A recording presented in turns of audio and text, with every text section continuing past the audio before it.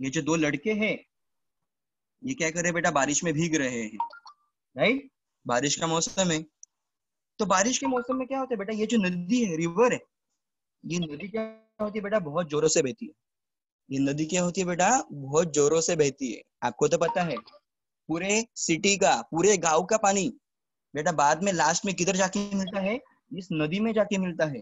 तो सब पानी बेटा इस नदी में जमा हो जाता है, और बारिश में क्या होता है बेटा, ये पानी बहुत जोरों से बहने लगता है। सही ना। आपने न्यूज में भी देखा रहेगा कि ये जो रिवर है, ये जो नदी है, ये बहुत जोरों से बह रही है, राइट। तो बेटा ऐसे हालत में हमारे जो पेरेंट्स है हमें घर के बाहर नहीं निकलने देते। सही है। हाँ, तो बेटा ऐसा, ऐसी कल्पना करो, खाने को नहीं मिल रहा है, बहुत बारिश की वजह से, बहुत पानी है इसकी वजह से। लेकिन सपोज हम ऐसी कल्पना तो कर सकते हैं ना कि हम उधर नहीं जा सकते, लेकिन हम नदी को हमारे घर लेके आएंगे, बराबर। ये बेटा इम्पॉसिबल है, ये कभी भी नहीं हो सकता। लेकिन ये जो हम कविता सीखने वाले बेटा, जो हम कविता सीखने वाली है, कौन सी, नदी कंधे पर, इसमें बेटा ऐसे ही एक इमेजिनेशन किया है इस कविता में। मतलब ये जो कविता है बेटा नदी कंधे पर, इस कविता में ऐसे ही इमेजिनेशन किया है, मतलब ऐसे ही एक कल्पना की है। कैसे कल्पना की है कि जो लड़का रहता है वो लड़का क्या करता है, ऐसे कल्पना करता है कि मतलब वो नदी अपने घर तक लेके आता है, कंधे पे उठा के नदी घर तक लेके आता है। इसलिए कविता को नाम भी दिया है नदी कंधे पर। नदी मतलब बेटा रिवर, और कंधा मतलब बेटा शोल्डर, कंधा मतलब शोल्डर। तो देखो बेटा ऐसी ये कविता है, 7वीं कविता, नदी कंधे पर। ओके। इस कविता के लेखक है प्रभुदयाल श्रीवास्तव। इस कविता के लेखक है प्रभुदयाल श्रीवास्तव, मतलब इन्होंने ये कविता लिखी है। अभी इनके बारे में बेटा कुछ जानकारी प्राप्त करेंगे। जो प्रभुदयाल श्रीवास्तव है इनके बारे में जानकारी प्राप्त करेंगे। देखो इनका जन्म, एक मिनट, हाँ, इनका जन्म 4 अगस्त 1944 धर्मपुरा दमोह, ये किधर है बेटा, महाराष्ट्र, मध्य प्रदेश में। किधर है, मध्य प्रदेश में, इधर इनका जन्म हुआ है। उन्होंने कौन सी रचनाएं की है, देखो बुंदेली लघु कथाएं, मतलब जो छोटी छोटी स्टोरीज रहती है वो उन्होंने लिखी है। लोकगीत लिखे हैं, दैनिक भास्कर, नव भारत में बालगीत आदि। मतलब बेटा ये न्यूज़पेपर के नाम है, अखबारों के नाम है, समाचार पत्र के नाम है। कौन से, दैनिक भास्कर और नव भारत। हम कैसे पढ़ते हैं, times of India, Lokmat, Loksatta, right. वैसे बेटा हिंदी में ये दो न्यूज़पेपर है, दैनिक भास्कर और नव भारत। तो इस समाचार पत्र में उन्होंने बहुत सारे बाल गीत लिखे हुए हैं। परिचय, आप विगत 2 दशकों से कहानी, कविताएं, व्यंग, लघु कथाएं, गजल आदि लिखते हैं। मतलब 2 दशक मतलब बेटा 20 साल, 2 दशक मतलब 20 साल, दशक मतलब बेटा 10 साल, और 2 दशक मतलब 20 साल। तो 20 सालों से ये जो लेखक है प्रभुदयाल श्रीवास्तव, ये क्या कर रहे हैं, कहानी, व्यंग्य, लघु कथाएं, गजल आदि लिख रहे हैं। ये उनकी रचना है। अभी आगे देखो बेटा, इस जो प्रस्तुत जो कविता दी है बेटा, इस कविता के बारे में देखो संक्षिप्त में। प्रस्तुत कविता में काल्पनिक प्रतीकों के द्वारा नदी के प्रति बाल मनोभाव को व्यक्त किया है। मतलब ये जो कवि है बेटा प्रभुदयाल श्रीवास्तव, उन्होंने क्या किया है, बाल मन है, मतलब छोटे बच्चों का जो मन रहता है बेटा वो कैसे रहता है, किधर भी इधर उधर भटकता रहता है, और वो कुछ भी सोचते हैं बेटा, बराबर ना, कुछ भी सोचते हैं। तो ऐसे ही एक सोच इस कविता में दी हुई है। आपने आपके घर में, नहीं तो आजू बाजू में रिश्तेदारों के जो छोटे छोटे बच्चे हैं उनको आपने सुना रहेगा, वो कुछ भी कल्पना करते हैं और कुछ भी सवाल पूछ देते हैं, राइट ना। कभी कभी तो बच्चे ऐसे सवाल पूछते हैं, नहीं तो ऐसे कल्पना करते हैं कि चलो आज हम चांद के ऊपर घूम घूम आएंगे, मतलब जो कभी भी पॉसिबल नहीं होता, राइट। तो बेटा ये जो प्रभुदयाल श्रीवास्तव, ये जो लेखक है, इन्होंने भी क्या किया है, एक बाल मनोभाव को इधर व्यक्त किया है। ओके, इसके बारे में हम क्या करेंगे, अभी चर्चा करेंगे, मैं आपको सिखाने वाला हूँ, ध्यान दो। अभी अगर हमारे बस में होता नदी उठाकर घर ले आते, देखो इधर क्या कह रहे हैं, जो कवि है, कवि क्या कह रहा है कि हमारे बस में होता, हमारे बस में होता, बस में मतलब बेटा वश में, हमारे हाथ में कुछ ऐसा रहता तो हम क्या करते, नदी को उठाकर घर ले आते, नदी को उठाकर घर ले आते।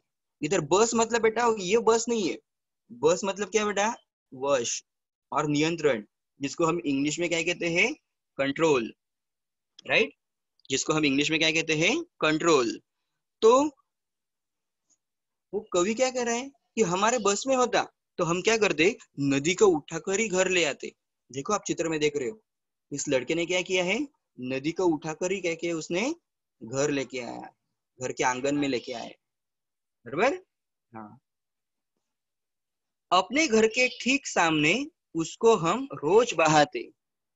देखो बच्चों, कल्पना कैसे की है कि हमारे बस में कुछ होता, हमारे वश में कुछ होता, हमारे कंट्रोल में कुछ होता, तो मैं क्या करता, नदी को ही उठाकर घर के सामने ले आता और हमारे घर के ही सामने उसको रोज बहाता, मतलब घर के सामने से ही वो नदी रोज बहती थी। ओके, कूद कूद कर, उछल उछल कर हम मित्रों के साथ नहाते। देखो कवि ने कैसे कल्पना की है कि सिर्फ नदी को उधर लाना नहीं है, हम क्या करते, रोज रोज नदी में कूदते और उछलते, मतलब बहुत एंजॉय करते, बहुत मस्ती करते, और मित्रों के साथ हम क्या करते, उधर नदी में रोज नहाते, मित्रों के साथ हम रोज नहाते। ऐसी कल्पना उस कवि ने की है। समझ में आ रहा है? देखो सर वापस रिपीट करे बेटा, ये जो कविता है, ये कविता एक काल्पनिक है बेटा, एक कल्पना की है। ओके, एक कल्पना की है। कैसी कल्पना की है, देखो सर वापस रिपीट करे बेटा, अगर हमारे बस में होता नदी उठाकर घर ले आते, तो समझ, कवि ऐसा कह रहा है बेटा कि हमारे बस में कुछ होता, हमारे कंट्रोल में कुछ होता, हमारे वश में कुछ होता, तो हम क्या करते, नदी को उठाकर घर ले आते, अपने घर के ठीक सामने उसको हम रोज बहाते। देखो कवि क्या कह रहा है कि नदी को उठा के लेके आते और घर के सामने ही रख देते। देखो बेटा आप चित्र में देख रहे हो, ये उसका घर है और घर के सामने ही उसने क्या किया बेटा, नदी कंधे पे उठाकर लेके आया है, ऐसी कल्पना की है, राइट। और जो घर के सामने जो नदी है उसमें हम रोज क्या करते, खेत खेलते कूदते और मित्रों के साथ नहाते, मित्रों के साथ हम नहाते, ऐसी कल्पना कवि ने की। अगला पैराग्राफ देखो, अगला स्टैंजा देखो, अगला पद देखो, कभी तैरते कभी डूबते, इतराते गाते मस्ताते, नदी आ गई चलो नहाने, आमंत्रित सबको करवाते, सभी उपस्थित भद्रजनों का नदिया से परिचय करवाते, अगर हमारे मन में आता झटपट नदी पार कर जाते। देखो बच्चों, सेकेंड मतलब दूसरे पद में क्या दिया है, दूसरे पद में कैसे कल्पना की है, वो कवि है, कवि ने क्या कल्पना की है कि उस नदी को सिर्फ घर के इधर लाने का नहीं है, और क्या क्या कल्पना की है, देखो, कभी तैरते कभी डूबते, इतराते गाते मस्ताते। देखो ये जो कवि है, कवि क्या कर रहे हैं, उस नदी में हम कभी कभी तैरते, तैरते मतलब हम स्विमिंग करते, तैरना मतलब स्विमिंग करना, राइट। तो उस नदी में हम स्विमिंग करते हैं, मतलब तैरते, कभी कभी डूबते, डूबते मतलब बेटा डुबकियां मारते हैं, बराबर ना। देखो ये बच्चे ऐसे डुबकी मार रहे हैं, हाँ। तो कभी कभी हम उस नदी में क्या करते, तैरते, कभी डूबते, कभी इतराते, गाते, मस्ताते। इतराना मतलब बेटा मस्ती करना, इतराना मतलब मस्ती करना। हम इतराते और गाते मतलब बहुत हम उधर मस्ती करते थे। ऐसी कल्पना, ऐसी कल्पना कवि ने की है। आगे देखो बेटा, नदी आ गई चलो नहाने, आमंत्रित सबको करवाते। देखो ये जो कवि है, ये जो कवि है, कवि क्या कल्पना कर रहा है कि ये जो बच्चे हैं, ये जो बच्चे हैं, छोटे छोटे बच्चे, ये छोटे छोटे बच्चे सिर्फ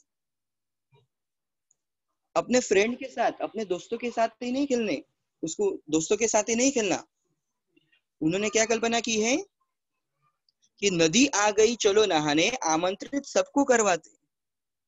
मतलब ये जो कवि है, ये ऐसी कल्पना कर रहा है कि ये जो बच्चे हैं, ये सभी को क्या करेंगे, आमंत्रित करेंगे। आमंत्रित करेंगे मतलब सभी को क्या करेंगे बेटा, इनवाइट करेंगे। आमंत्रित करना मतलब बुलवाना, आमंत्रित करना मतलब बुलवाना, इनविटेशन देना।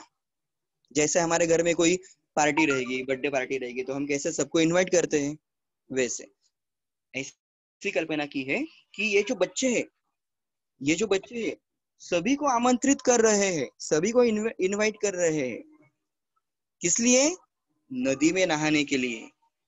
किस लिए इनवाइट कर रहे हैं, नदी में नहाने के लिए सबको बुला रहे हैं। आगे देखो, सभी उपस्थित भद्रजनों का नदिया से परिचय करवाते। देखो और बच्चे क्या करने वाले हैं, ऐसी कल्पना की है कि जो भी उपस्थित भद्रजन है, उपस्थित भद्रजन मतलब बेटा इधर देखो, आपको मीनिंग बता रहा हूं। देखो भद्रजन मतलब सज्जन व्यक्ति, मतलब गांव में जो भी व्यक्ति है, उस नदी के बाजू में खड़ा हुआ जो भी सज्जन व्यक्ति उधर है, भद्रजन मतलब बेटा सज्जन व्यक्ति, अच्छा आदमी। तो जो भी सज्जन व्यक्ति मतलब भद्रजन उधर उपस्थित है, उधर प्रेजेंट है, उनसे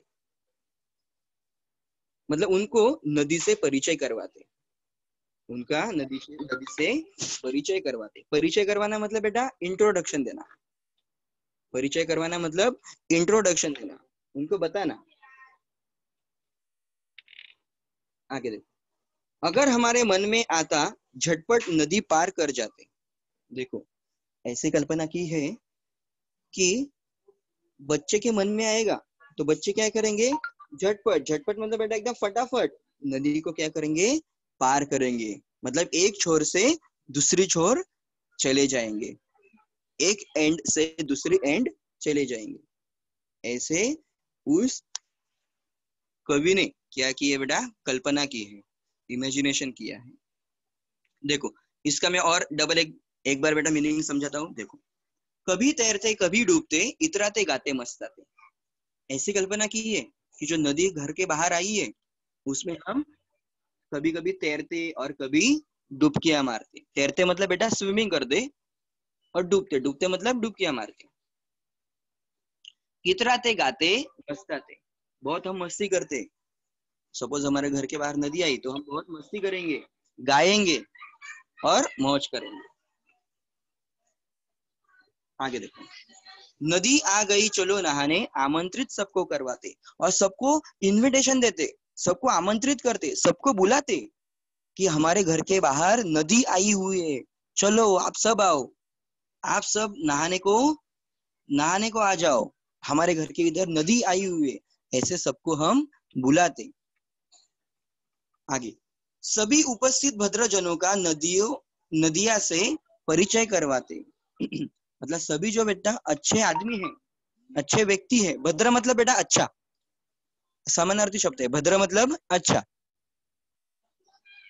और जन मतलब बेटा लोग, व्यक्ति, पीपल्स। तो सभी भद्रजनों का नदिया से परिचय करवाते, एक दूसरे का इंट्रोडक्शन हम करके देते, ऐसे कवि कह रहा है। आगे देखो, अगर हमारे मन में आता झटपट नदी पार कर जाते, और हमारे मन में आता है तो हम क्या करेंगे, झटपट। झटपट मतलब बेटा एकदम फटाफट, झटपट मतलब एकदम फटाफट, फास्ट। हम क्या करेंगे, नदी पार करके जाते, मतलब एक छोर से दूसरी छोर हम जाते। ऐसी क्या की है, कवि ने कल्पना की है।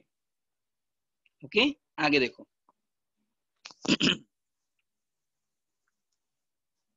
और क्या क्या कल्पना की है, देखो बच्चों। खड़े खड़े उस पार नदी के मम्मी मम्मी हम चिल्लाते। देखो कल्पना कैसी की है कि नदी को हम पार कर दे, दूसरी छोर चले जाते, दूसरी एंड चले जाते।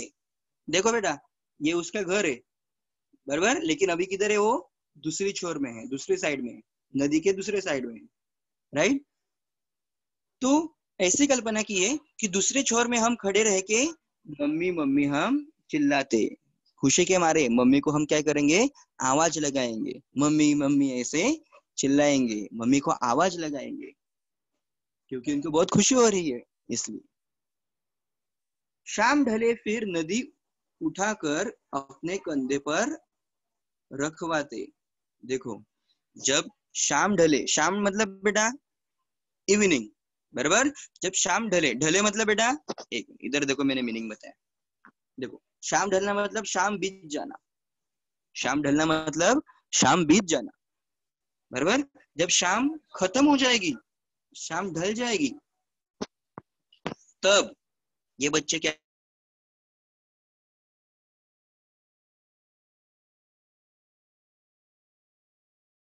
लेके जाते, लाए जहां से थे हम उसको, जाकर उसे वही रख आते। मतलब अपने कंधे पे रखकर जिधर से लाए थे उधर वापस उस नदी को रख आते थे। ऐसी कल्पना इस कविता में की हुई है।